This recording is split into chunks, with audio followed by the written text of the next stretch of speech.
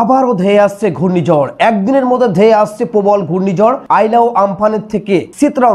ভয়ানক হতে পারে এই ঘূর্ণিঝড়, লন্ডভন্ড করে দিতে পারে ভারত ও বাংলাদেশের বেশ কিছু অঞ্চল। আর কয়েক ঘন্টার মধ্যে ধেয়ে আসছে প্রবল ঘূর্ণিঝড় চিত্রং। আইলা ও আমফানের থেকে চিত্রং ভয়ানক হতে পারে এই ঘূর্ণিঝড়, লন্ডভন্ড করতে দিতে পারে বাংলাদেশ ও ভারতের বেশ কিছু অঞ্চল। ঘূর্ণিঝড় মোকাবিলা ইতিপূর্বে তৎপর প্রশাসন। কিভাবে হবে ঘূর্ণিঝড়ের মোকাবিলা তা নিয়ে কলকাতা পুরসভা নিগমের উদ্যোগে পর্যায়ে বৈঠক করেছেন মেয়র ফিরহাদ হাকিম।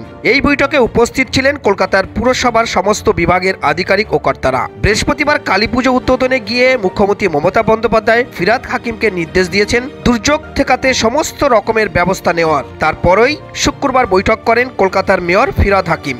এদিনের বৈঠকের সিদ্ধান্ত নেওয়া হয়েছে কলকাতার সমস্ত বিপজ্জনক বাড়ি ফাঁকা করতে হবে। জানা গিয়েছে বিভিন্ন ডিজিকে কন্ট্রোল করা হয়েছে বিশেষ বিশেষ দায়িত্বে।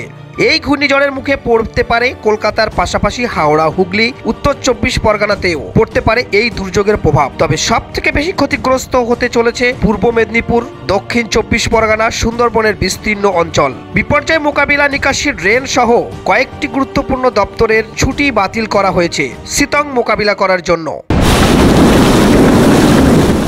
আর 3 দিন পরই কালীপুজো, ভাইফোঁটা, তার মধ্যেই নেমে এলো বিপদের খাড়া, যার ফলে জরুরি ভিত্তিতে সব ছুটি বাতিল করতে বাধ্য হলো পশ্চিমবঙ্গ সরকার। উৎসবের মরশুমে রাজ্যবাসীর সুরক্ষার ক্ষেত্রে সতর্ক থাকতে হবে প্রশাসনকে। আমফানের স্মৃতি মনে করিয়ে দিচ্ছে নয়া ঘূর্ণিঝড় চিত্রং। সেক্ষেত্রে আলোর উৎসবের সময় যদি পূর্বাভাস অনুযায়ী ঘূর্ণিঝড় চিত্রং বাংলার উপকূলে আছড়ে পড়ে কতটা ক্ষতি হতে পারে তা নিয়ে বঙ্গবাসী এখন চিন্তিত। ইতিমধ্যে সমস্ত রাজ্য সরকারি কর্মীদের ছুটির বাতিল করেছে নবান্নর তরফে জানানো হয়েছে ঘূর্ণিঝড় মোকাবিলায় রাজ্য সরকার প্রস্তুতি নিতে শুরু করে। বিভিন্ন সূত্রে শোনা যাচ্ছে আমফানের থেকেও গতিবেগ তীব্র হতে পারে চিত্রংয়ের।